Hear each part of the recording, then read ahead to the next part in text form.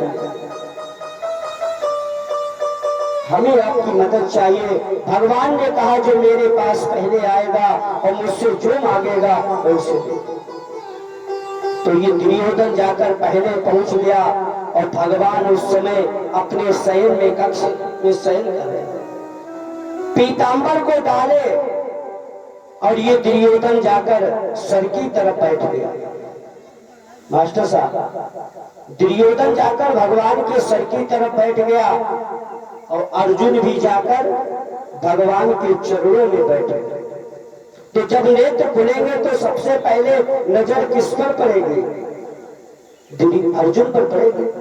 और भगवान ने कहा मेरे पास जो पहले आएगा मेरी दृष्टि जिस पर पड़ेगी और वो जो मांगेगा मैं उसे वही दे दूंगा। तो भगवान तो कितना जानता है, चींटी के पग घुंघरू बाजे सोहू साहब। एक दिन में चींटी कितनी कदम चलती परमात्मा सब कुछ जानता। जैसे भगवान ने नेत्र को खोला तो कहा अर्जुन कितनी देर हुई आए?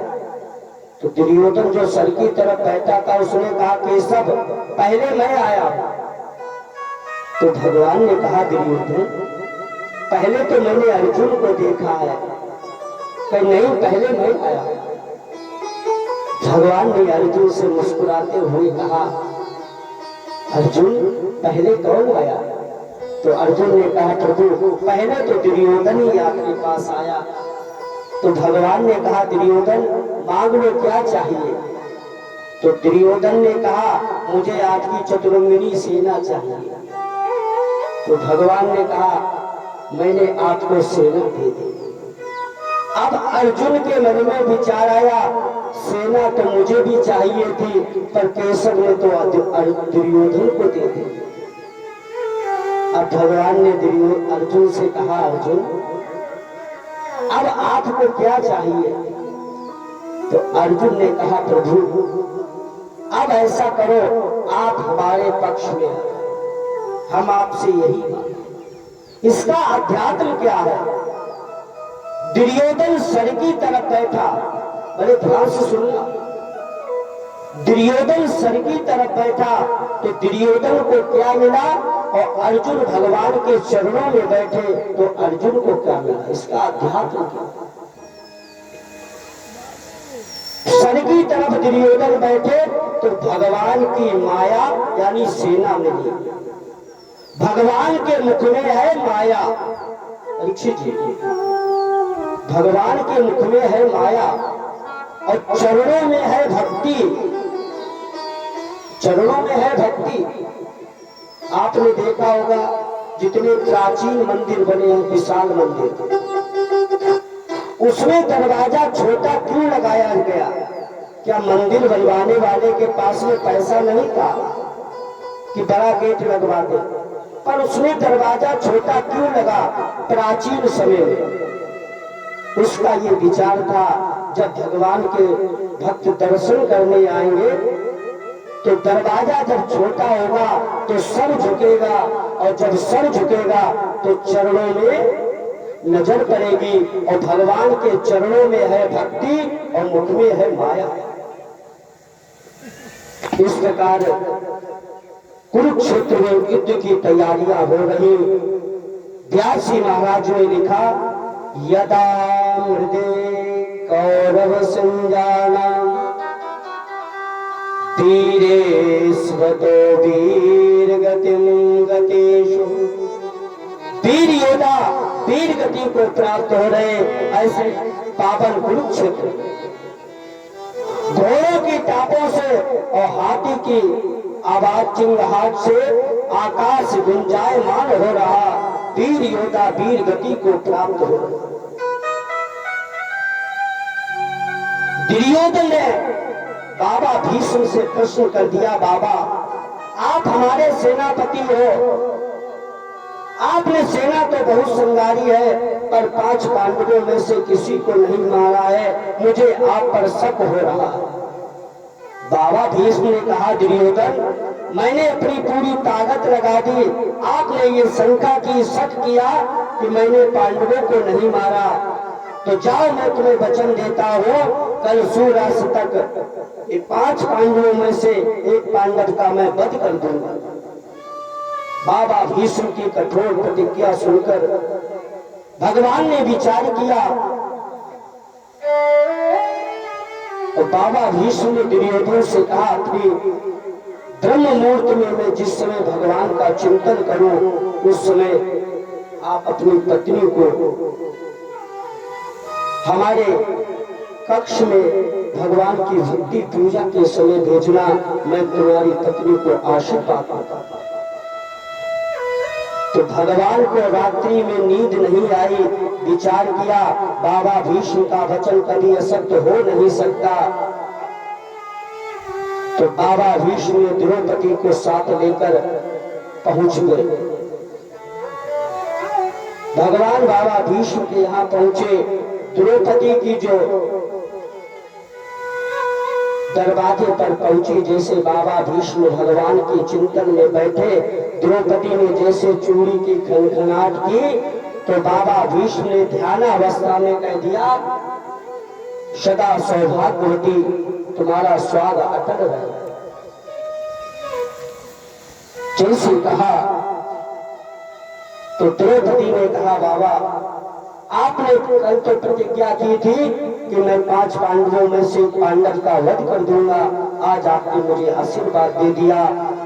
बाबा भीष्म के नेत्र खुल गए।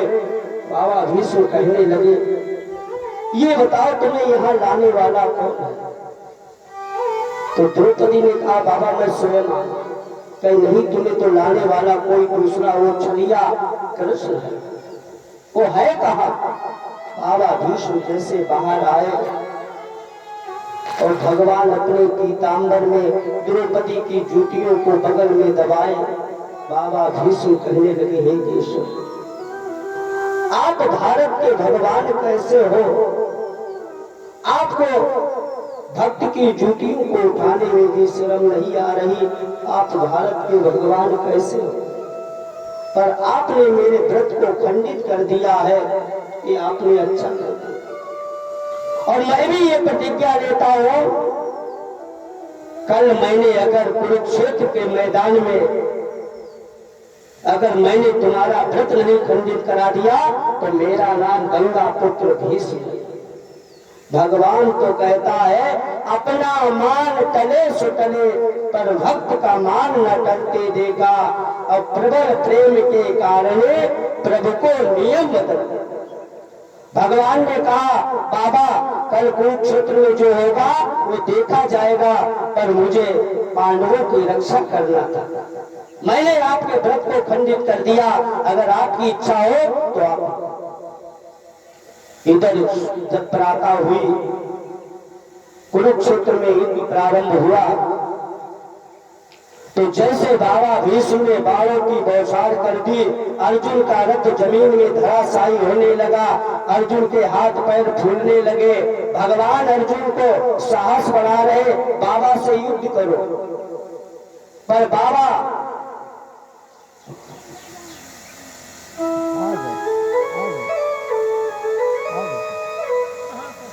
अच्छा ऐसा है, सब थोड़ा भाव बनता है तो बोली गोविंद भगवान की जय।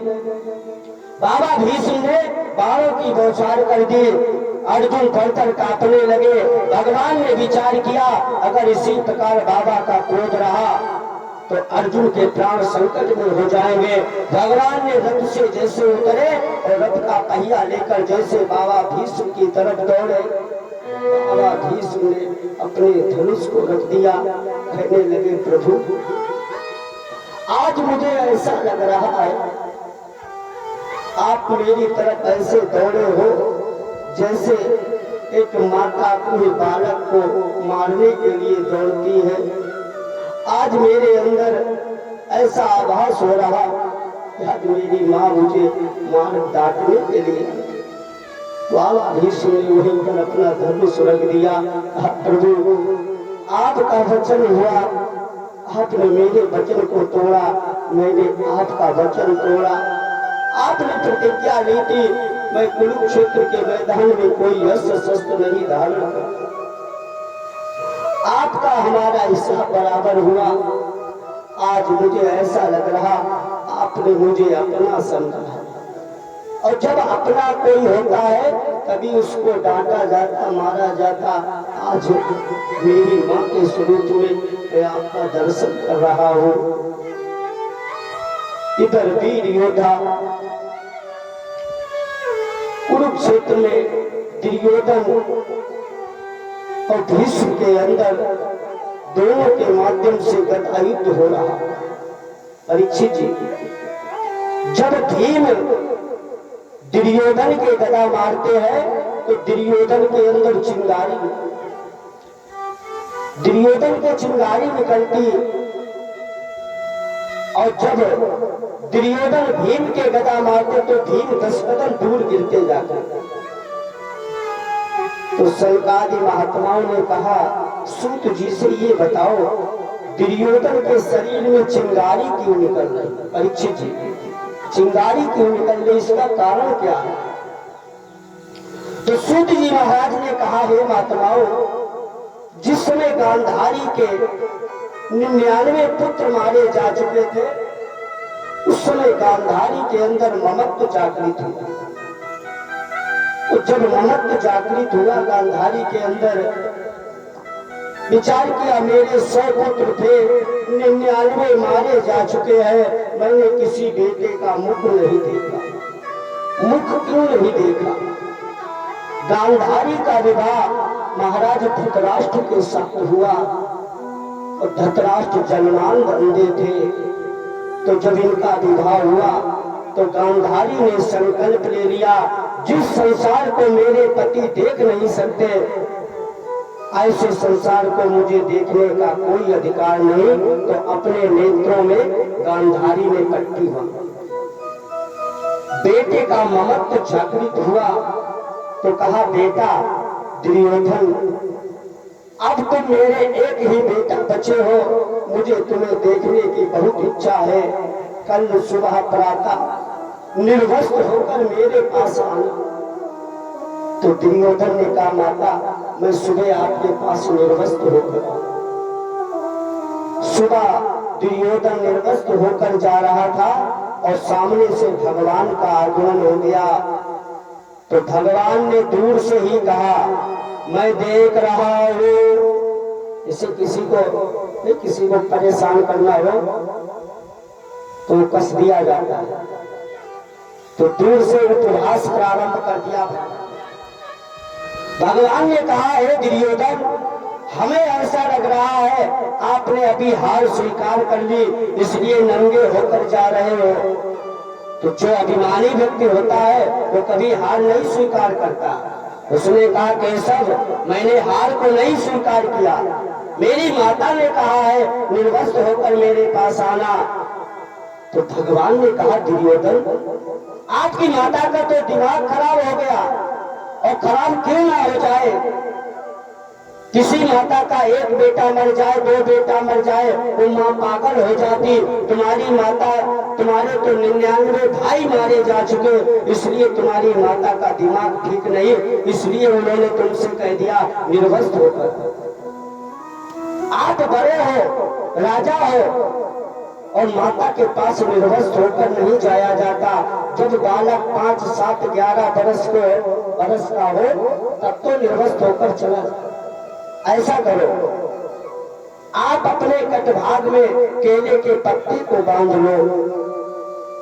जैसे दुर्योधन ने केले के पत्ते को बांधा और मैया गांधारी के पास पहुंचे, कहा, माता मैं आ गया। जैसे गांधारी बड़ी प्रसन्न हुए, गांधारी ने अपनी पट्टी को जैसे खोला तो सबसे पहले नजर दुर्योधन के सर पर पड़ी। देखा, हृदय बड़ा प्रसन्न हो गया, मेरे बेटे की बड़ी बड़ी भुजाएं। अब देखना, गांधारी अपनी दृष्टिपात कर रहे अपने बेटा का।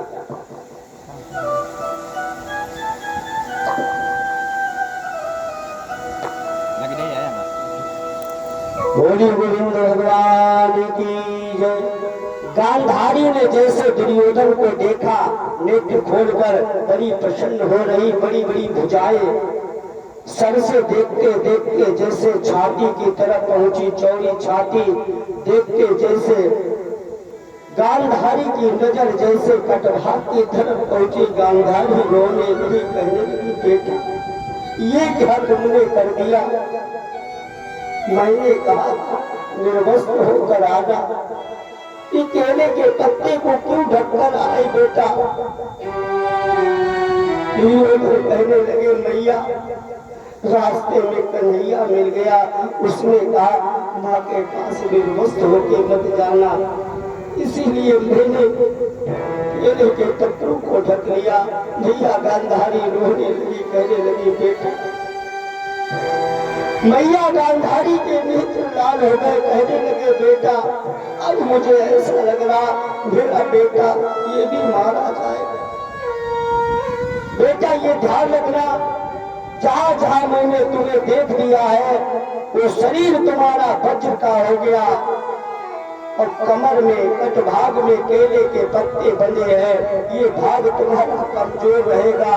युद्ध गदा युद्ध में अपने कमर का विशेष कर ध्यान रखना। पर ये कृष्ण ने अच्छा नहीं किया, गांधारी को क्रोध आया। गांधारी ने कहा कृष्ण ये आपने अच्छा नहीं किया, जैसे मेरे परिवार का विनाश मेरे सामने हुआ, जाओ मैं तुम्हें श्राप देता हूँ। गांधारी को इतना क्रोध है, गांधारी ने भगवान से कहा मैं तुम्हें श्राप देती हूँ, मेरे परिवार का जैसे विनाश हो गया है वैसे तुम्हारे सामने तुम्हारे परिवार का भी विनाश हो जाएगा। गांधारी ने दुर्योधन को उनके से लगा लिया, बेटा तुम्हारा पूरा शरीर वज्र का हो गया है और ये जंगा और कमर तुम्हारी कमजोर रहेगी, युद्ध में विशेष कर ध्यान रखना। गदा युद्ध में कमर का विशेष ध्यान, तुम्हारा कोई वार वाका नहीं कर सकता, पर केले के पत्ते जहां बने हम कमजोरी, मुझे ऐसा आभास हो रहा कि कहीं मेरा ये बेटा चला जाए। तो गदा युद्ध हो रहा, यदा मृदे कौरव संजा नाम वीरे स्वतो वीर बकोदरा। दुर्योधन ने जाकर गदा युद्ध हो रहा, भीम ने जैसे भगवान ने इशारा किया, भीम ने इशारा किया तो भगवान ने जो है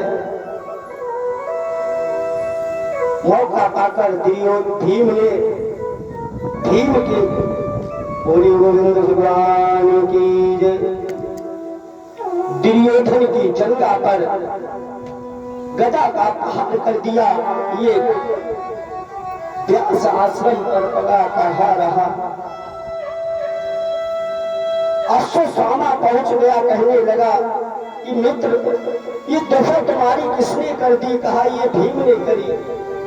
तो अश्वत्थामा को क्रोध आ गया, अश्वत्थामा ने कहा पांडवों ने अन्याय का बदल किया है, अब अन्याय ही होगा। परीक्षित जी मास्टर साहब, जब जीव पर अपने पर बीतती है तो न्याय और अन्याय दिखाई देता है।